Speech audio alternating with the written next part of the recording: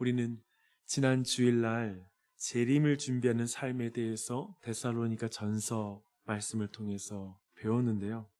오늘은 누가복음 12장을 통해서 그 재림을 준비하는 삶, 이 땅에서 무엇이 정말 잘 사는 삶인지 그 주제를 함께 배우도록 하겠습니다. 주님은 먼저 재림을 준비하는 소극적인 삶을 말하고 있는데요. 우리 12장 1절로 여러분 눈으로 한번 보십시오. 주님은 재림을 준비하는 삶은 곧 바리새인, 그들의 누룩과 외식을 주의하는 삶이다 라고 이렇게 말하고 있습니다. 누룩을 넣은 반죽은 처음에는 그것을 식별할 수가 없습니다. 하지만 반드시 결국에는 밀가루를 부풀리는 것을 통해서 분명하게 누룩의 삶은 드러나는 것입니다. 그처럼 바리새인들의 외식적인 삶, 처음에는 매우 종교적이고 경건해 보이는 삶이지만 주님이 오실 그날에 심판대 앞에서 그 정체는 분명하게 드러난다라고 이렇게 말하는 것입니다. 그러므로 여러분, 참된 경건과 외식을 분별하고 주의해야 됩니다. 이 삶은 마치 우리가 교회에 다니고 매우 종교적이 보이지만 그것을 분별해야 된다는 걸 우리에게 말하고 있는 것입니다. 데살로니가 전서 5장에서 사도 바울식의 표현을 빌리면 자지 말고 오직 깨어 정신을 차리라 라는 것입니다.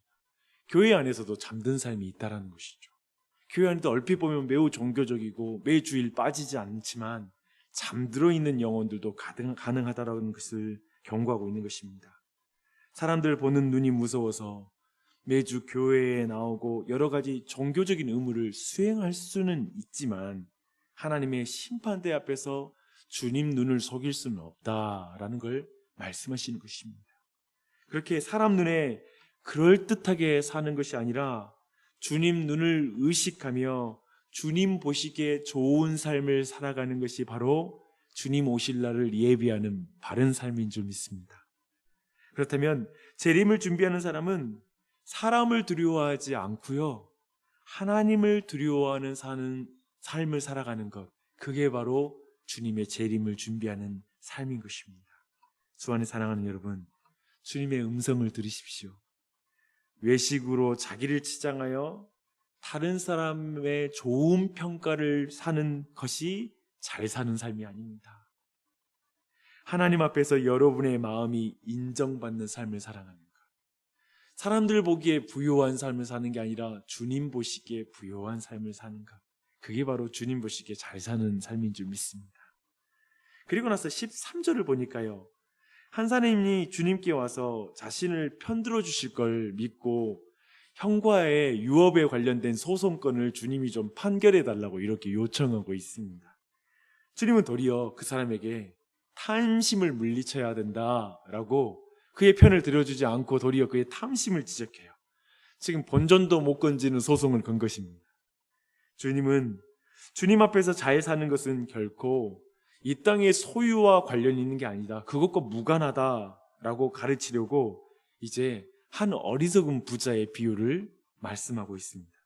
부자는 자기의 넘치는 부를 가둘 길이 없어서 행복한 염려에 지금 쌓여 있죠. 그렇죠? 그래서 근데 하나님께서 그날 밤에 그 부자의 생명을 취하여 가시면 어떻게 되겠느냐라고 이렇게 말하고 있습니다. 즉, 자기를 위하여 재물을 쌓아두고 하나님께 대하여 부요치 못한 자의 비참한 운명을 말합니다. 세상 사람이 볼 때 그 사람은 그 사람을 위하여 너무 부요한 사람이에요. 근데 하나님께 대하여는 전혀 부요치 않고 가난한 사람이에요.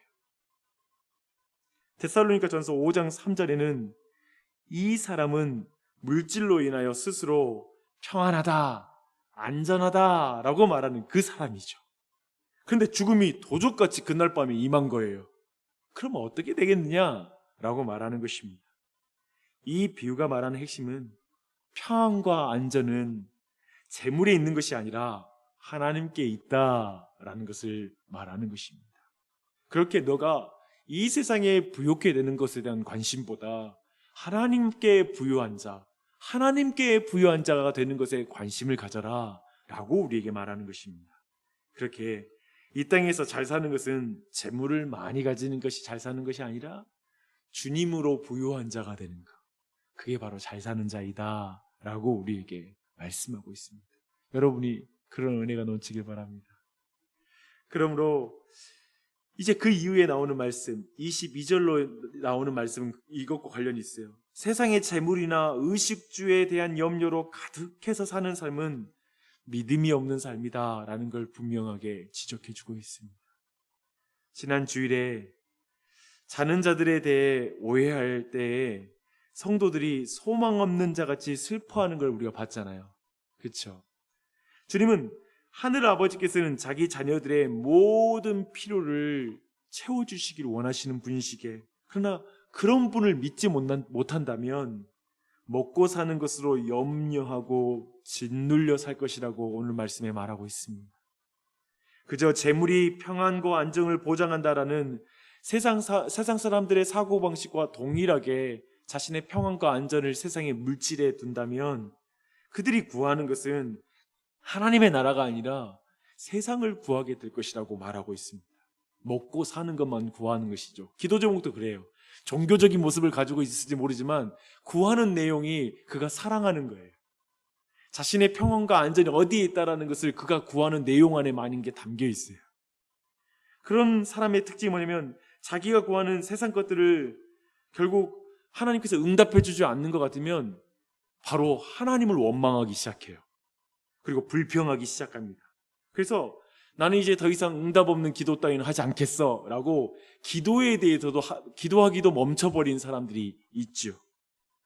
기도로 하나님께 실망하는 것을 보면 그가 기도 제목을 하나님보다 더 사랑했다라는 것이 여실히 드러납니다. 사실은 그가 정말 우상 숭배자라는 것이 도리어 드러나는 것이죠. 세상의 재물과 의식주를 하나님보다 더 사랑했다라는 것을 드러나는 순간이 뭐냐면 기도 응답되지 않을 때 하나님께 실망하는 것으로 드러납니다. 하나님이 자신의 삶에 관심이 없다고 생각하면서 고아와 같은 신앙생활을 하는 사람들이 너무나 많은 것이죠.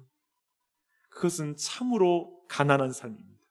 하나님께 부여하지 못하고 세상 것으로 부여하려고 하는 것, 그것이 드러나는 것이죠. 이 땅에서 부유한 삶은 가장 먼저 하나님의 자녀들에게 그 무엇보다 자기 자신을 내어주시기를 기뻐하셨던 예수 그리스도, 자신의 독생하신 예수 그리스도를 보내주신 것을 믿은 자, 내가 이미 예수 그리스도를 가진 자이다 라는 것으로 부유함으로 말미암아 위로를 받는 자, 그게 바로 이 땅에서 참된 부유한 삶인 줄 믿습니다. 당연히 그렇기 때문에 당연히 우리를 돌보는 걸 믿는 것이죠. 물론 우리에게 경제적인 궁핍함이 따라올 수 있어요. 힘겨운 시절이 올 수도 있어요. 하지만 예수님을 내게 보내주셨는데, 내가 예수를 소유한 자인데 하나님은 결코 날 버리지 않아. 결코 하나님은 날 외면하지 않는다는 걸 믿고 그 고난을 이겨나가게 될 것입니다. 그 믿음 때문에 평안과 안전을 느낀다면 더 이상 더 많은 소유로 자신을 사람들 앞에 자랑하는 삶을 추구하지 않고 도리어 자신의 소유로 사람을 사랑할 자유와 특권을 가진 자로 살아갈 수 있는 것입니다. 그것이 바로 너희 보물이 땅에 있는 게 아니라 하늘나라에 있다라는 말씀의 의미입니다. 보물이 하나님 나라에 있으니 예수님의 재림을 기다리게 되죠.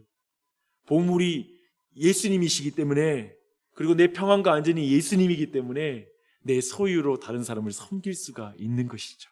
바로 이것이 바로 재림을, 그리고 하나님 나라를 이 땅에 살아가는 잘 사는 삶입니다. 그러한 삶이 여러분에게, 그러한 삶을 살아내는 은혜가 여러분에게 넘치기를 축원합니다. 이런 말씀을 하고 나서 주님의 재림에 대해서 이제 구체적으로 오늘 12장의 후반부에 말씀하고 있습니다. 신자들이 이 세상을 사는 방식은 주인 오기를 기다리는, 그래서 주인이 맡긴 일을 감당하는 종과 같이 살아가는 삶이다 라고 이렇게 말하고 있습니다. 주인이 혼인집에 갔다가 다시 오는 시간을 아무도 모른다라는 거예요. 그래서 주님은 도적과 같이 온다라는 걸 오늘 본문에 동일하게 말하고 있어요. 데살로니가 전서와 연결되는 말씀입니다. 그래서 종은 오직 깨어 기다려야 된다고 말합니다. 깨어 기다리는 삶이란 뭐냐면요, 주님이 맡기시는 일을 이 땅에서 충실하게 행하고 사는 삶이 깨어 있는 삶이에요. 그러면 주인은 그 충성된 종들을 주인의 잔치에 참여케 하시고 그 종들을 한자리에 앉히게 하시고 친히 그들을 섬겨주심으로 그들이 기쁨에 참여하게 될 것이라고 약속하고 있습니다. 아멘. 얼마나 놀랍고 감당하기 힘든 축복된 말씀이요 약속입니까? 그날의 기쁨을 바라보면서 믿음으로 이 땅을 살아갈 힘을 얻는 게 바로 신자들입니다. 그날에 이 땅에 정확한 보상과 평가가 없는 세상, 그런데 주님이 나를 진짜 제대로 평가해 주시고 판단해 주시고 정확하게 섬겨 주실 것, 내 머리에 면류관을 씌워 주실 걸 믿고 정말 그 기쁨을 기대하면서 이 땅에 사람들의 평가와 기쁨으로 실망하고 낙심하는 게 아니라 끝까지 이 땅에서 하나님의 사람으로 주님께서 맡기신 일들에 충성을 다하면서 살아가는 거예요. 그게 바로 우리가 사는 삶이죠. 참으로 두려움을 가지고 많이 맡긴 자에게 많이 찾을 거라고 말씀하시거든요. 두려움을 가지고 그 맡기신 일을 감당해야 되는 줄 믿습니다. 근데 여러분, 하나님 우리에게 두려움으로 그 삶을 살게 하지 않아요. 먼저 그에 앞서서 하나님의 선하심에 대한 깊은 신뢰 가운데 그 사랑을 토대로 우리에게 부탁하십니다. 주님 오실 날을 예비하는 그 충성된 삶을 살라고 말씀하십니다. 이렇게 이 땅에서 잘 사는 것은 주님 오실 것을 기다리며 그날을 준비하며 사는 것입니다. 데살로니가 전서에서 사도 바울은 이렇게 주님 오실 것을 기다리며 사는 자에게는 그날은 결코 도적과 같은 날이 될 수 없다고 말해요. 왜냐하면 참된 믿음의 사람들은 그런 고백을 드렸거든요. 오늘 주님이 오실라나? 오늘 주님이 오실라나? 매일 아침에 일어날 때 그렇게 기도하며 나아가는 목사님이 계셨다고 합니다. 그러면 그분에게는 그날이 도적 같은 날이 될 수가 없죠. 오늘 주님이 오실라나? 하면서 충성된 삶을 사니까. 그렇죠? 주 안에 사랑하는 여러분, 날 위해 죽으신 예수님을 믿지 못하면 내 스스로 살아남는 곳, 생존이 유일한 목적이 되는 고아와 같은 신앙생활을 하게 됩니다. 생존이 가장 중요하면 잘 사는 법, 바른 삶, 재림을 준비하는 삶, 바른 시간표에 따르는 삶은 관심 받게 됩니다. 본문 54절 아래를 보니 예수님께 답답한 삶이 하나 있다고 말하고 있어요. 사람들이 천지의 어떤 기상은 잘 분간할 줄 아는데 시대를 분간할 줄 모르는 삶을 사는구나 라고 하면서 예수님이 답답해 하십니다. 즉 사람들이 세상 돌아가는 거, 주식과 부동산 시장은 분간할 줄 아는데 하나님의 말씀에는 관심이 없는 거예요. 거기에는 분간할 줄 모르는 거예요. 이 땅에서 어떻게 살아났는지는 쫙 꿰는데 나의 영원한 운명에 대해서는 전혀 분간할 줄을 모르는 거예요. 그래서 불필요한 슬픔과 두려움과 염려 가운데 살아가는 사람이 너무 많다라는 것에 예수님이 너무 안타까우신 거예요. 정신없이 세상에 흠뻑 젖어 살다가 정작 소중한 관계가 다 깨진 사람들이 있는 것이 하나님 보기에 안타까운 거예요. 마치 자식들의 미래를 위해 열심히 살다가 나중에 실질적으로 자식들과의 관계는 다 깨지고 나서 회한으로 보내는 부모들이 많잖아요. 내가 인생 헛살았다라고 말하는 분들. 근데 사실 그분들 열심히 살았거든요. 그런 거 보면 그저 열심히 사는 게 인생을 잘 사는 게 아니에요. 뭔가 방향을 잃어버린 사람들이 정말 이 땅에 많이 있는 거예요. 그런 사람들이 있다면 그들에게는 리빌딩이 필요합니다. 정말 무엇이 중요한지 그 새로운 재건이 필요한 게 바로 정말 우리 모두입니다. 그래서 이 아침에 이런 기도를 드렸으면 좋겠어요. 이런 기도를 드리는 이 60일의 기간이 됐으면 좋겠어요. 주님, 외식으로 치장하여 다른 사람들의 좋은 평가를 받는 것이 중요하지 않습니다. 주님, 주님의 눈, 하나님의 눈을 의식하며 주님 보시기에 합당한 삶을 살게 해 주시옵소서. 주님, 무엇을 먹을까, 무엇을 마실까 염려하며 슬퍼하는 고아와 같은 삶을 원치 않습니다. 나를 위해서 모든 것을 주신 하나님 아버지를 믿는 믿음을 나와 우리 가정에게 부어주시옵소서.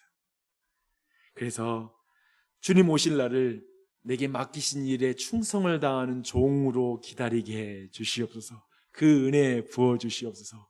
그 은혜가 내 자녀에게 있기를, 내 아내에게, 그리고 배우자에게 있기를, 우리 교회가 그 사명을 충성되게 수행할 수 있게 해주십시오라고 그렇게 기도하는 이 아침이 되시기 바랍니다. 그게 리빌딩이죠. 그렇죠? 기도하겠습니다.